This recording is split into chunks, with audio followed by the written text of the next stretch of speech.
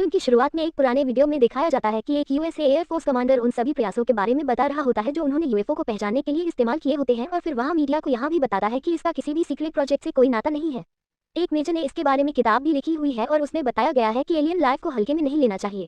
Pennsylvania के एक छोटे से शहर में एक परिवार रात का खाना खा रहा होता है, तभी अचानक से घर कांपने लगता है और बाहर एक बड़ा विस्फोट होता है जिससे उनकी बिजली चली जाती है और पूरा परिवार बेहोश हो जाता है। जब वे बाद में जागते हैं तो उन्हें कुछ अजीब सी आवाजें सुनाई देने लगती हैं और वे बहुत ही ज्यादा बीमार हो जाते हैं। एक एक करके परिवार का प्रत्येक सदस्य मरने लगता है। तब सबसे छोटी लड़की डरकर अलमारी में छिपने के लिए भागती है। इस बीच नोबेल पुरस्कार विजेता और नासा एक्सोबायोलॉजिस्ट लॉरेन नशे में गाड़ी चलाने के आरोप में गिरफ्तार होने के बाद अपने घर में कैद है। फिर वह अपनी डिप्रेशन की दवाई लेती है और साथ ही साथ शराब भी पीती रहती है। आज रात वह समाचार देख रही होती है और उसे विस्फोट के बारे में पता चला है, हालांकि इसके लिए अभी तक कोई स्पष्टीकरण दिया नहीं गया है। एक पत्रकार बताता है कि विस्फोट में कोई भी जीवित नहीं बचा और हवा काफी जहरीली हो गई है, इसलिए उस क्षेत्र को बंद कर दिया गया है और कोई भी सेफ्टी सूट के बिना अंदर नहीं जा सकता है। कुछ समय बाद कुछ सैनिक लॉरेन के अपार्टमेंट में आते हैं और उसे विस्फोट स्थल पर आने के लिए कहते हैं क्योंकि उन्हें उसकी विशेषज्ञता की आवश्यकता होती है और उनका कहना न मानने पर उसको मारने की धमकी देते हैं। जब वह वहां पहुंचती है तो उसकी मुलाकात डेविड नामक एक खगोल विज्ञानी और कर्नल एमरिक से होती है, जो बताता है कि विस्फोट और जहरीली गैस एक उल्कापिंड के कारण पैदा हुई है जो कि किसी तरह से जमीन में मिल गया है। एमरिक चाहता है कि लॉरेन और डेविड उस क्षेत्र की जांच करें और उसे उम्मीद है कि वे लोग कोई समाधान पेश करेंगे। एक बार जब वे सेफ्टी सूट पहन लेते हैं तब लॉरेन और डेविड को उल्कापिंड दुर्घटना स्थल की ओर बस में ले जाया जाता है।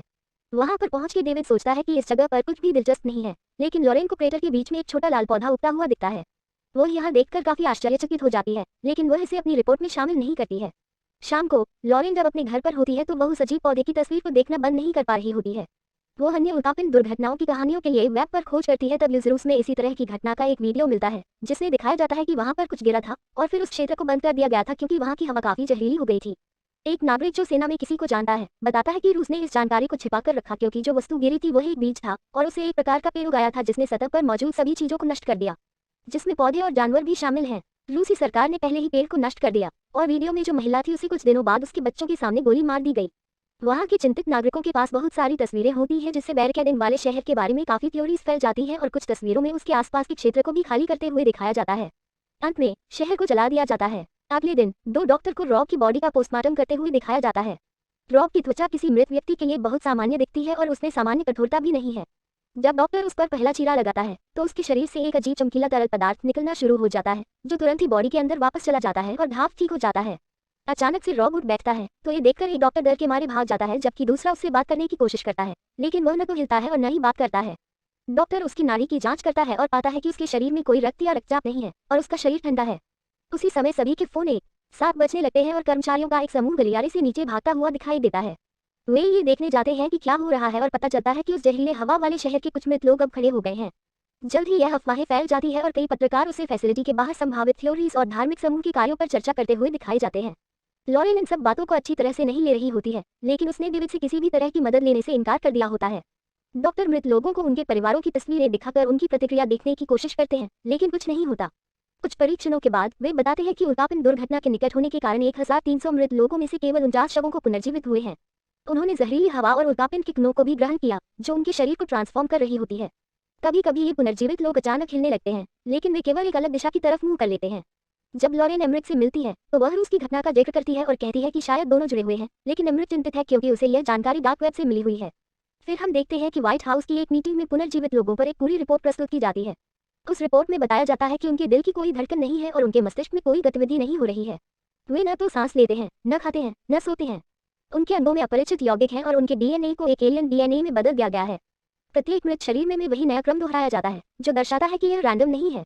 एक सैन्य नेता शवों को जलाने का प्रस्ताव रखता है, इसलिए लॉरेन रूस में हुए हादसे के बारे में बताती है और बोलती है कि शायद उन्हें निशाना बनाया जा रहा है। यदि उन्हें उत्तर नहीं ढूंढा तो अगला हमला किसी बड़े शहर पर हो सकता है।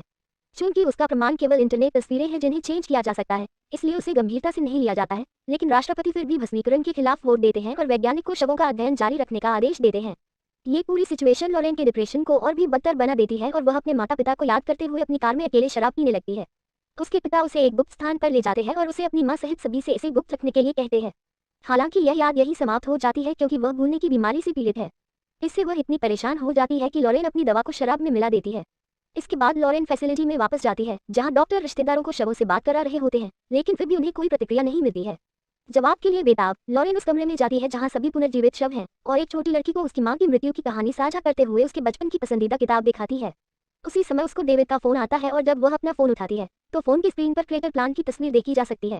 इससे लड़की अचानक लॉरेन की बाह पकड़ लेती है। वह तुरंत एमोरी और डेविड को इसके बारे में बताती है और अंततः डेविड को एहसास होता है कि शव हमेशा उत्तर की ओर देखते हैं जहां गड्ढा है। उनकी बातचीत तब बाधित होती है जब एक सैनिक रिपोर्ट करता है कि जानकारी लीक हो गई है और अब न्यूज चैनल्स विशाल पेड़ की तस्वीरें दिखा रहे हैं जो केवल 2 दिनों में गड्ढे से बाहर निकल आया है। रोब को एक सुरक्षित बक्से में लेकर वैज्ञानिक दुर्घटनास्थल पर जाते हैं और उस अजीब पेड़ की प्रशंसा करते हैं जो क्षेत्र को जहरीला बनाने के लिए जिम्मेदार है। समूह रोब को पेड़ के सामने बैठाता है और लंबे समय तक इंतजार करने के बाद रोब हौंसता है और अपनी आंखें खोलता है जो अब बहुत चमकदार नीली है। फिर वह इधर उधर देखने लगता है मानो सब कुछ पहली बार देख रहा हो। उसके अपने हाथ, पेड़, बर्फ, यह अनुमान लगाते हुए कि वह अब एक एलियन है। लॉरेन पृथ्वी पर उसका स्वागत करती है और रॉब बताता है कि वह टीम के साथ वापस नहीं जा सकता क्योंकि वह पृथ्वी के सामान्य वातावरण में जीवित नहीं रह पाएगा। बाद में एक प्रेस कॉन्फ्रेंस के दौरान लॉरेन बताती है कि जिस तरह पृथ्वी के पौधे मनुष्यों के लिए ऑक्सीजन प्रदान करते हैं उसी तरह पेड़ इन एलियंस के लिए जीवनदायी हैं। वर्तमान सिद्धांत यह है कि एलियंस वर्महोल के माध्यम से यात्रा करके पृथ्वी तक पहुंचे हैं। कुछ पत्रकार लॉरेन से उसकी गिरफ्तारी के बारे में पूछकर बातचीत को भूलने की कोशिश करते हैं जिसे एक रहस्यमय व्यक्ति टीवी पर देखता है। बाद में घर पर लॉरेन अपने चिकित्सक का एक संदेश सुनती है जो चिंतित है क्योंकि वह कुछ सेशन से गायब है और वे सेशंस अदालत के आदेश का हिस्सा हैं। वह लॉरेन के फ्लैशबैक सपनों पर चर्चा करने में भी रुचि रखती है जिसमें अक्सर उड़ान शामिल होती है। लॉरेन ने संदेश को नजरअंदाज कर देती है और दोपहर का भोजन करती है कि तभी उसे दरवाजे पर दस्तक की आवाज सुनाई देती है। यह उसके पिता जिम थे। वह लॉरेन को बहुत अजीब महसूस कराता है और वह ज्यादा कुछ नहीं कहती है लेकिन जिम बात करता रहता है, ये बताते हुए कि कैसे बचपन में लॉरेन को अंतरिक्ष का बहुत शौक था और उसने अपनी खुद की लैब मांगी थी जिसे उन्होंने शेड में बनाया था। जिम कहता है कि वह अकेला है और उसे उसकी याद आती है लेकिन लॉरेन उससे गले लगने से बचती है और उससे दूर रहती है, इसलिए जिम चला जाता है। जल्द ही लॉरेन को फिर से विषैलिक क्षेत्र में बुलाया जाता है क्योंकि एलियन उसके अलावा किसी से भी बात करने से इनकार कर देता है। फिर वह सूट पहन के लॉरेन रॉब के साथ बैठती है जो बताता है कि उसका ग्रह जीवन के अनुकूल नहीं रह गया है हो गया है और जिसके कारण उसकी प्रजाति को एक नई दुनिया की तलाश करने के लिए मजबूर होना पड़ा है। ये पेड़ कहीं और नहीं उगेगा और उन्हें सुपरनोवा 94 नामक मानव द्वारा पृथ्वी तक पहुंचने के लिए निर्देशांक दिए गए थे। इस व्यक्ति ने उन्हें खोजने के उद्देश्य से अंतरिक्ष में संदेश भेजे, यहाँ तक कि उन्हें मानवता की ताकत और कमजोरियों की एक सूची भी दी। उस समय वैज्ञानिक पेड़ से एक नमूना लेने की कोशिश करते हैं और रॉब लॉरेन से इसे रोकने के लिए कहता है लेकिन वह ऐसा नहीं कर पाती। लॉरेन बताती है कि वे पेड़ को अधिक समय तक खड़ा नहीं रहने देंगे क्योंकि यह पृथ्वी के पर्यावरण को नुकसान पहुंचा रहा है, लेकिन रॉब का कहना है कि उनके लोग पर्यावरण को बदल देंगे। वह ये भी खुलासा करता है कि उसके पास विशेष ताकत है और वह एक वैज्ञानिक के शरीर पर नियंत्रण कर देता ही और उसे उसका सेफ्टी सूट खुलवा देता है। कुछ गार्ड उस आदमी को बचाने के लिए उसके और दौड़ पड़ते हैं जबकि अन्य गार्ड्स रॉब को घेर लेते हैं और उसे इसे रोकने के लिए बोलते हैं और साथ ही लॉरेन को ले जाते हैं। फिर रॉब की आंखें काली हो जाती हैं और वह वैज्ञानिक एक सैनिक का मुखौटा तोड़ देता है जिससे वह जल्दी ही संक्रमित हो जाता है और वह खांसने लगता है। उसकी खांसी के साथ खून निकलता है जब तक कि उसकी मौत नहीं हो जाती। अन्य सैनिक रॉब को गोली मारने के लिए तैयार हो जाते हैं लेकिन वह फिर से अपनी शक्तियों का उपयोग करता है और एक तेज आवाज से सभी लोग जमीन पर गिर जाते हैं और सभी असहनीय दर्द होता है और सभी लाइटें बुझ जाती हैं। ये दर्द सैनिकों को पागल कर देता है और वे अपने मुखौटे हटाकर बिना किसी दया के एक दूसरे पर हमला शुरू कर देते हैं। एक एक करके सभी सैनिक अपने ही साथियों की गोलियों या चाकुओं से मारे जाते हैं और जब केवल एक ही खड़ा रह जाता है तो सैनिक स्वयं को मार देता है।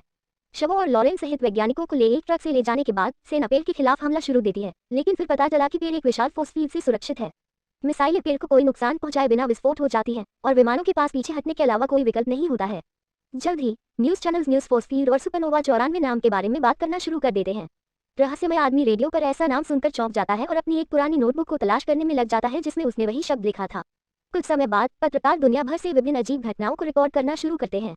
कुछ शहरों में एक अजीब सी आवाज सुनी जा सकती है जबकि कुछ शहरों में रहस्यमय कोहरा फैल रहा होता है और लोगों को मार रहा होता है। कई देशों में मार्शल लॉ घोषित कर दिया जाता है और मामले को बदतर बनाने के लिए सभी फसलें रातों रात मर रही होती हैं। जमीन में कंपन होने की भी खबरें आ रही होती हैं और अब लोग घबराने लगे हैं। इस बीच लॉरेन अपने बचपन के घर लौटने का फैसला करती है। उसकी पुरानी प्रयोगशाला अभी भी वहाँ है लेकिन वह बंद है। जिम वास्तव में अकेला है और अपने कमरे में बहुत उदास अवस्था में बैठा है लेकिन लॉरेन उससे मिलने के बजाय यात्रा करती रहती है। उसे ऐसा महसूस होता है जैसे वह नहीं जानती कि वह कौन है और वह यहाँ बिलोंग नहीं करती है। वह ये भी जानती है कि दुनिया खत्म हो रही है फिर भी वह राहत महसूस करती है जैसे उसे उसके सभी दुख खत्म हो रहे हो। आखिरकार लॉरेन एलियन पेड़ पर लौट आती है जो और अधिक ट्रांसफॉर्म हो रहा है। अचानक जमीन हिलने लगती है और लॉरेन अपना कान बर्फ पर रखती है और उसे वही अजीब आवाजें सुनाई देती हैं। रॉब कहता है कि पेड़ का जीवन बढ़ रहा है और फिर वह खुलासा करता है कि यह सब लॉरेन की बदौलत हो रहा है जो उसे छूने के लिए अपना हाथ दे रही है। जैसे ही लॉरेन रॉब का हाथ पकड़ती है उसे अपनी दबी हुई यादें दिखाई देने लगती हैं। ये पता चला कि जिम एक सेनेटर के लिए काम करता था और वह लॉरेन को एरिया 51 में ले गया।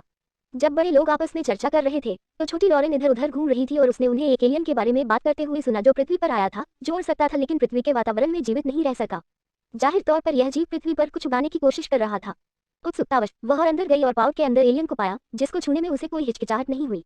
इस संपर्क में एक ऐसी प्रक्रिया शुरू हुई जिससे एलियन की चेतना को लॉरेन के शरीर में स्थानांतरित हो जाती है और उसका डीएनए बदल जाता है जिससे वह भी एक एलियन बन जाती है जैसा कि वर्तमान में रॉब के साथ हुआ था। जैसे ही वह घर लौटती है, छोटी लॉरेन ने अद्भुत बुद्धिमत्ता दिखाना शुरू कर देती है, दीवार पर जटिल गणनाएं लिखकर और यहाँ तक कि एक रॉकेट भी डिजाइन कर देती है। वह कहती है कि वह एक एलियन है और वह घर जाना चाहती है, लेकिन किसी ने उस पर विश्वास नहीं किया और इस तरह उसका व्यवहार बहुत अजीब हो गया और सामाजिक रूप से वह काफी अलग थलग हो गई। आखिरकार उसने एक रेडियो बनाया और सुपरनोवा 94 उपनाम का उपयोग करके एलियंस को संदेश भेजना शुरू कर दिया। जब उसकी माँ को ये सब पता चला तो उसने शेर में ताला लगा दिया और उसे एजेंडियों को और संदेश भेजने से मना किया। क्रोधित होकर लॉरेन ने अपना पूरा कमरा नष्ट कर दिया और अपनी माँ को ये बताने हुए दीवारों पर लिख दिया कि वह सबसे भयानक मौत मरेगी। यह उसकी एलियन ताकत ही थी जिसने उसकी माँ को मार डाला। बाद में जिम ने सरकारी वैज्ञानिकों को लॉरेन पर कुछ परीक्षण करने दिए और उन्हें उसके डीएनए के साथ एलियन डीएनए मिला, लेकिन जिम ने उसे कुछ नहीं बताया।